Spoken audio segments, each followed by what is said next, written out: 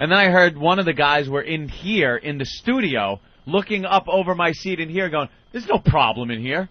Like, it's fine. Like I'm an idiot talking about phantom drafts in the studio. How many times did I say in the office, in the office, in the office? Oh, my God. They don't listen or something. Why are you in a bad mood today? Huh? What? You're in a bad mood today. I don't know. Maybe I go from extreme paranoia to bad mood. Because I was paranoid this morning. Thanks to our own security guy, Master Poe. Is it starting to get light out? Yes, it's getting lighter faster. That is lighter cool, earlier, man. Yeah. Doesn't help when I'm walking in. Hey, that's really cool. It's still nighttime and pitch black. And I've got Poe's words from yesterday echoing in my frightened little head. Yeah, what did Poe say yesterday? Well, we're sitting in the office. After the show, right? And Poe comes in for his greeting. It's a little hello to everybody. Comes walking in the office.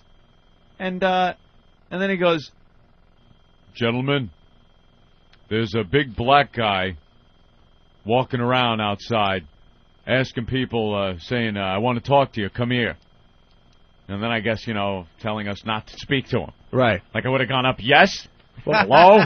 Can I back up? I'd like to talk to you, but I'm worried about all this cash I'm carrying.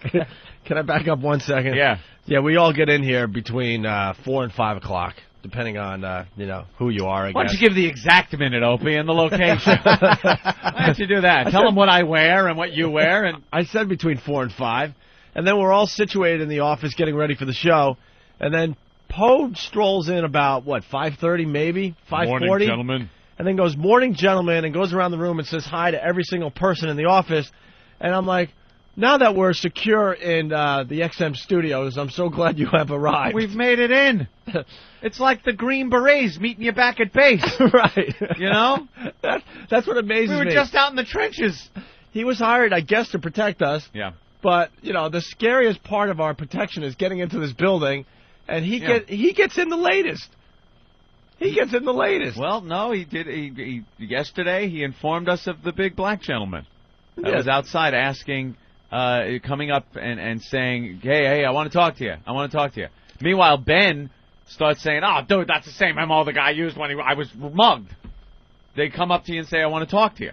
And Ben's giving his advice, just walk out in the middle of the street. He didn't say walk. He goes, that's what I do. He goes, run. If you're having a problem, just run out into the middle of the street. Yeah, because I'd rather be run over by mad daily news trucks and cabs that are racing around at 80 miles an hour on city streets at that hour. By the way, that's also the same MO someone uses when they need directions. Yeah, but it's the middle of the night to us. I want to talk to you. Know. So now this morning, I parked my truck, and now I have my little jaunt over to the studios.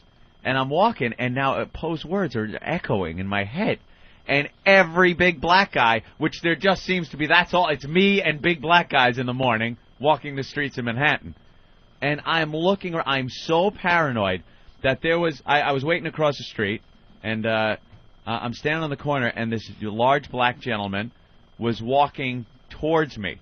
I swear, I look around like, oh, I've made a mistake. I'm not supposed to be walking in this direction. And I turn around and start walking away. You just start wandering away from him. And, of course, he's looking at me, and for no reason, I'm spinning around, walking backwards, looking at him.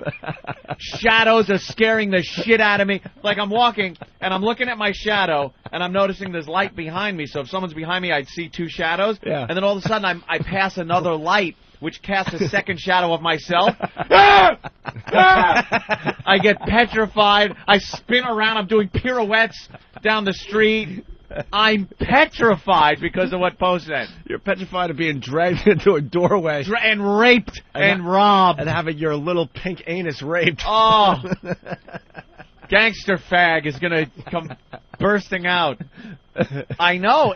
There's so many of these dark doorways. You don't want to walk. There's scaffolding that's leaves these dimly lit areas. Oh, it's hilarious. And then I was playing urine hopscotch because the homeless guy leaves a stream of piss every morning. He's got his blanket. He's wrapped up in his blanket. He's laying in, I guess, the jewelry store vestibule. And every morning, right in front of where his junk is, there's a puddle His blanket's wet. There's a puddle and a stream running across the sidewalk. And you can't step in it. 'Cause at some point, you got to take your shoes off and untie your laces, and perhaps they drag in it. So I'm jumping over streams of piss in the sidewalk while I'm spinning around petrified of my own shadow. Welcome to my nightmare every morning. It's an adventure every single morning. Every morning. Every morning. I look around like every possible angle. When I get here, I feel like the Army Rangers that got to the stadium in Somalia. You know? Hey, I finally made it. Once again. Unbelievable. It is a nightmare. People are saying I should get on 57th and just yell, "It's getting hot in here." Yeah. Well, it's just funny that Poe arrives after we're all safely in the building. Stay on the road, stay off the moors. Oh, God. Very good. And there's always, like, black Escalades and just creepy, creepy vehicles out there. Yeah, well. Like I said, I've said this many times, cabs that look like they haven't picked up a fare ever. Ever, yeah. Delivery trucks, but they're not delivering anything. And, like, what the hell goes on while the city sleeps? You know? It is scary out there. Because it's not nighttime where there's a lot of people maybe club hopping or walking around late night at work, cheating, just something where there's people outside. It's nothing. We go in at the time where the absolute dregs of society are still around. It's like the zombie hour. You're out there. There's nobody with any business to be on the street out there except us. You're right. Except morning radio personalities. It's kind of like the zombie hours. Yeah. Like between 3 and 5. There's no reason to be out there. Even 3. No. You're getting people that are out. They're going to clubs. It's still, they don't cut people off until 4 in the morning. All right, so 4 to 5?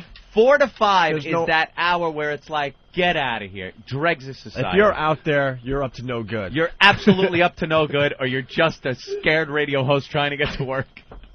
You're either a scared radio host or you're delivering bagels. Yeah.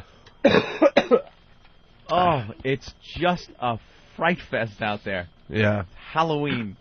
Halloween every morning. Every morning is Halloween. I'm all petrified. Oh, that's funny. Oh, yeah. And then I walk up just in time to see Opie right in front of the place getting out of a cab. Nice, safe Opie. Dude, I was walking. You know me. I like to walk and take in the city. Wow, this is going to be a rough one today. And, but I just like you, I got, paranoid and scared and stuff. And I'm like, screw that. Door-to-door service now. Feel safer walking up to Hot 97. But that's why I got excited with the light. It's getting light out now. Because I'm going to start rollerblading to work. Doesn't matter. Oh, great. Victim on wheels. That's nice. Rollerblade. It's still dark when we come in. It's 6:15 between 4 and 5. It's not getting that. 4 and 5. It's still pitch black. Yeah. Very hard to see the criminals. Oh, you haven't seen the new schedule yet. Show's moving. I know. The show's moving. We'll see. We'll see how long that lasts. We're going to try something different. Different.